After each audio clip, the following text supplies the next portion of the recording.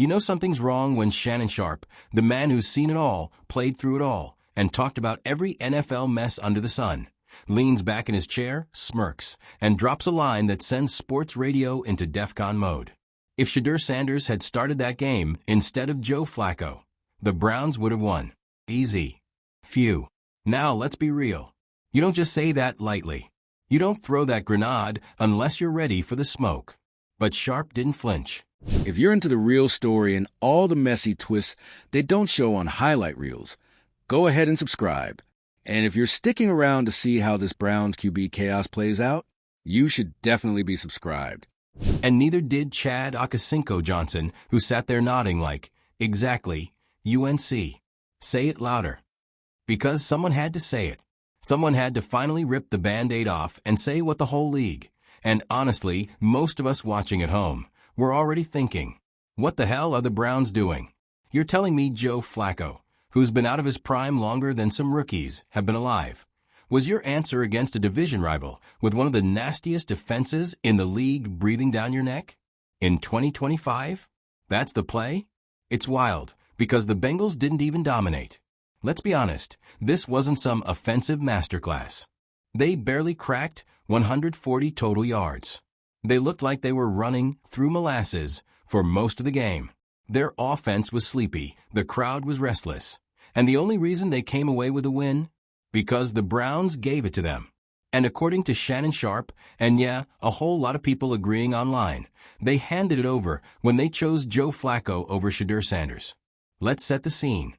You've got a Cleveland defense that is absolutely cooking. Myles Garrett is out here looking like a Marvel villain.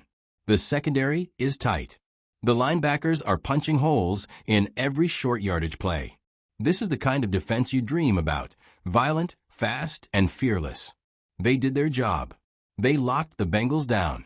And then you look at the other side of the ball, and it's like watching someone try to play iPhone games on a flip phone. Flacco's standing there like he's in concrete shoes, hurling ducks into traffic, and making reads like it's still 2012. And all the while, you've got Sheduer Sanders standing on the sideline, helmet on, locked in, calm, watching, waiting. And that's where Sharpe had enough. He looked right into the camera and let it rip. You're not beating a hungry Bengals team with an antique under center. You need someone who can move, someone who can create, someone who's not afraid to take a shot, but also smart enough not to throw it into a triple team just cause he feels lucky. And then the bombshell. That someone is Sheduer. Right now. Not next year. Not someday. Today. It was part critique, part prophecy. And look, we're not talking about handing the kid a gold jacket tomorrow. But let's not pretend like Sheduer isn't built for these moments. His college film speaks for itself. The poise, the accuracy, the command at the line of scrimmage. He doesn't look like a rookie. He looks like a problem, just waiting to be unleashed. So why is Cleveland still treating him like a future project? This is the AFC North. It's not chess. It's trench warfare. Every game is a coin flip between a bruised-up win or a heartbreaking, low-scoring loss where one single mistake, one bad throw, one slow step, one blown timeout decides everything. And in this game, that mistake was not playing Sheduer Sanders. You've got to wonder what the locker room is thinking now. Because players know. They always know. Wide receivers know when they're running clean routes and not getting the ball. Linemen know when their QB's holding the rock too long. Defensive captains know when their hard work is being wasted by a 3-and-out machine on offense. And when they look over and see a young, hungry, confident quarterback just standing there with a headset, that eats away at trust. You can't preach best player plays and then start Joe Flacco in a must-win game while your potential franchise savior holds a clipboard. You just can't. So when Shannon says Sheduer would have won that game, when he says the Browns lost because of who they didn't start, it's not hyperbole. It's the painful truth. Because the Browns didn't lose because of talent. They lost because of timidity. They played scared, conservative, stubborn. They didn't lose to the Bengals. They lost to themselves. And you can feel the walls shaking now. The fans are turning. The players are whispering. The media is circling. This isn't just one bad decision. This could be the turning point in an already fragile season. Because let's talk long-term implications. The AFC North is a knife fight every year. You don't get many freebies. Every divisional loss sets you back 3 steps. And starting the wrong quarterback in one of those games, that's not just a tactical error. It's a potential season killer. Now, add the heat of controversy. Because now, you've got Shannon Sharpe on national platforms, dragging your QB decision. You got Akasinko chiming in, pointing out how Sheduer's skill set is exactly what this offense is missing. And they're not wrong. You need someone who can extend plays. Someone who can throw off-platform, outside the numbers, on the run. Someone who can hit Amari Cooper 20 yards downfield on 3rd and 17 because the pocket collapsed again. FLACCO's not that guy. He never was that guy. And in 2025, he's barely a placeholder. But Sheduer, he could be that guy, if you let him. And now Cleveland's in a no-win situation. Because if they keep benching him, the heat gets hotter. The fans get louder. The whispers become headlines. And if they throw him in the next week, and he shines, the next question is, so why wasn't he playing against the Bengals? Why'd you tank a winnable game? Why'd you waste a defensive masterpiece? Why'd you send Joe Flacco out there like it was a legacy tour? The Browns opened a Pandora's box the second they sat on Sheduer. And now, the locker room might never forget it. And look, this isn't just about one game. This is about identity. What kind of team is Cleveland trying to be? Because right now, they look like a team afraid of change. Afraid to trust youth. Afraid to chase the ceiling in case they hit the floor. And meanwhile, Sheduer's on that sideline waiting. Not just waiting for his turn, but waiting for someone to realize he's already better than what they've got. Shannon sees it. Chad sees it. Hell, anyone with eyes and a basic understanding of football sees it. The only people who don't seem to see it are the ones calling the plays. So now the question becomes, how long can the Browns keep pretending Sheduer isn't the answer? Because next week, the boos will come quicker. The chants for Sheduer will get louder. Every bad throw from FLACCO will feel like sabotage. Every 3 and out will feel like betrayal. And the worst part? They'll deserve it. Because they had the chance to change the narrative. To win a gritty, ugly, classic AFC North slugfest. To steal a game from a division rival and make a statement. And they chose safety. They chose the past. They chose Joe Flacco. And lost. So don't be surprised if this is the moment the tide turns. If Sheduer gets the nod soon. If the Browns suddenly reevaluate the position. If a new energy enters the room. Because the Browns might have just lost more than a game. They might have lost the benefit of the doubt. And Sheduer? He's not waiting forever. So what do you think? Was Shannon right? Should Sheduer have started? Would Cleveland have pulled out the win if they let the kid cook? Drop your takes in the comments, because this is far from over. And don't forget to subscribe for more breakdowns of every QB controversy, coaching meltdown, and what were they thinking moment from across the NFL. Because football might be a game, but this drama? This is pure cinema. The Browns have officially entered that dangerous NFL purgatory, where the losses hurt, the locker room's tense, and every press conference feels like a hostage negotiation. The fans? Boiling. The media? Foaming. And Sheduer Sanders? Still not starting. Let's just be honest. This situation isn't just a slow burn anymore. It's a full-on dumpster fire in broad daylight. And guess what? Shannon Sharpe lighting the match wasn't even the problem. It was the truth bomb he dropped that made the fire impossible to ignore. This is on Cleveland. They had the talent. They had the defense. They had the quarterback. They just didn't have the courage. And now, that quote's been plastered across every sports feed, retweeted by half the league, and turned into TikToks that loop to the sound of Sheduer's college highlights. You'd almost think this kid was already an NFL superstar the way people are talking about him. But he's not. He's benched. While Joe Flacco is out there turning the Browns' playbook into a retirement brochure. Let's talk about that Flacco performance again, just to relive the pain, shall we? 3 drives in the first half, 0 points. Multiple overthrows. A handful of what was that moments. And the Bengals, who again were barely awake offensively, somehow came out with the win because the Browns couldn't even manufacture a pulse at quarterback.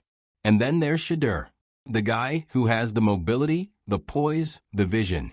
You know, all those things you need when the pass rush is coming at you like a horror movie. Instead, he gets to watch from the sidelines. Again, while Cleveland fumbles, yet another season with the precision of a team that hasn't learned a thing from its own 20-year saga of quarterback failure.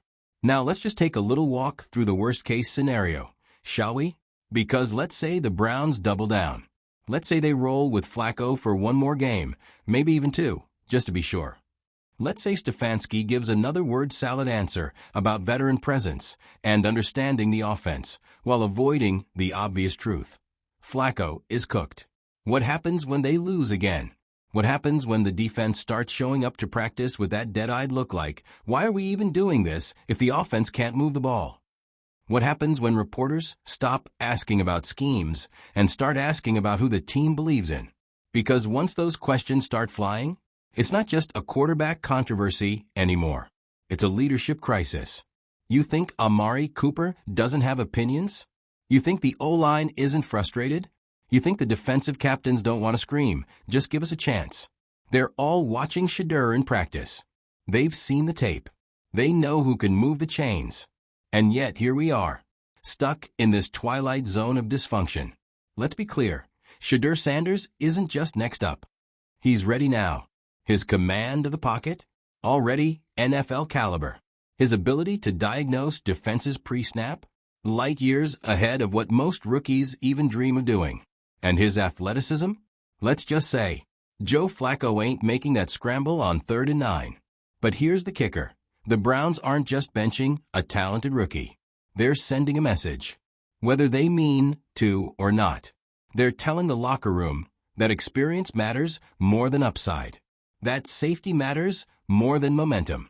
That it's better to lose with predictability than to take a shot at winning with firepower.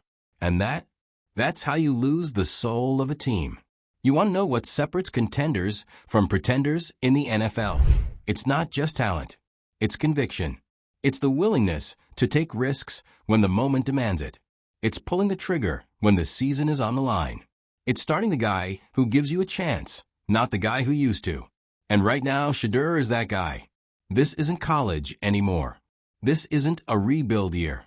This is a team with a top 5 defense that's being wasted by a front office that would rather die slowly than pivot fast. And it's getting embarrassing. Look at the way the media is reacting. National analysts are openly clowning the Browns on live TV. Headlines are brutal. Browns blow it again. FLACCO or folly? Cleveland's defense deserves an apology. You don't get many shots at greatness in the NFL. Every season, every game, every decision has consequences. And the Browns just burned a golden opportunity because they were too afraid to start the kid. Now here's where it gets spicy. Because the minute Sheduer does start, it's not just going to be about performance anymore. It's going to be a referendum. Every completion he throws will be a receipt. Every touchdown, a middle finger to everyone who doubted. Every win, a reminder that the Browns could have been here weeks ago if they had just believed. And let's say he struggles. Let's say he makes a few rookie mistakes. You know what? It still would have been better than this. Because at least then, the fans would have seen growth. The locker room would have seen the plan. The team would have had hope. Instead, what they have now is regret. Public, loud, irreversible regret. And don't think Sheduer doesn't feel it. Don't think his inner circle doesn't feel it. Don't think Dion isn't watching this unfold and thinking, if y'all don't want him, someone else will. Because let me tell you, the other 31 teams are watching. And they're licking their chops. They know Sheduer has star power. They know he's been through pressure already. And they definitely know that Cleveland is one quarterback meltdown away from losing everything they've built. So if you're the Browns right now, you've got one option left. Make the move. Start the kid. Give him the keys. Let him take his lumps, because at least you'll be moving forward. Otherwise, you're just another team trying to drive into the future while stuck in reverse. And that's not just sad, it's infuriating. So what's it going to be, Cleveland? Are you going to let your franchise die in the name of comfort? Or are you finally ready to bet on the guy who could save you? You already lost the Bengals game. Don't lose the season. And definitely don't lose Sheduer Sanders. Because if you do, you'll never stop hearing about it. Not from Shannon. Not from Akasinko. Not from fans. And not from the league that knows talent when it sees it. The only question left? Do you? Drop your takes in the comments. Should Sheduer have started? Should the Browns fire Stefanski if he benches the rookie again?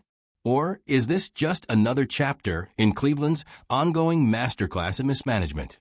And don't forget to subscribe, because this story, it's far from over. If the Browns don't figure this out, and fast, this won't just be a missed opportunity. It'll be a franchise-altering mistake they never recover from. The Browns opened a Pandora's box the second they sat on Sheduer. And now, the locker room might never forget it. And look, this isn't just about one game. This is about identity. What kind of team is Cleveland trying to be? Because right now, they look like a team afraid of change. Afraid to trust youth. Afraid to chase the ceiling in case they hit the floor. And meanwhile, Sheduer's on that sideline waiting. Not just waiting for his turn, but waiting for someone to realize he's already better than what they've got. Shannon sees it. Chad sees it. Hell, anyone with eyes and a basic understanding of football sees it. The only people who don't seem to see it are the ones calling the plays. So now the question becomes, how long can the Browns keep pretending Sheduer isn't the answer? Because next week, the boos will come quicker. The chants for Sheduer will get louder. Every bad throw from FLACCO will feel like sabotage. Every 3-and-out will feel like betrayal. And the worst part? They'll deserve it. Because they had the chance to change the narrative. To win a gritty, ugly, classic AFC North slugfest. To steal a game from a division rival and make a statement. And they chose safety. They chose the past. They chose Joe Flacco. And lost. So don't be surprised if this is the moment the tide turns. If Sheduer gets the nod soon. If the Browns suddenly reevaluate the position. If a new energy enters the room. Because the Browns might have just lost more than a game. They might have lost the benefit of the doubt. And Sheduer? He's not waiting forever. So what do you think? Was Shannon right? Should Sheduer have started? Would Cleveland have pulled out the win if they let the kid cook? Drop your takes in the comments, because this is far from over. And don't forget to subscribe for more breakdowns of every QB controversy, coaching meltdown, and what were they thinking moment from across the NFL. Because football might be a game, but this drama, this is pure cinema.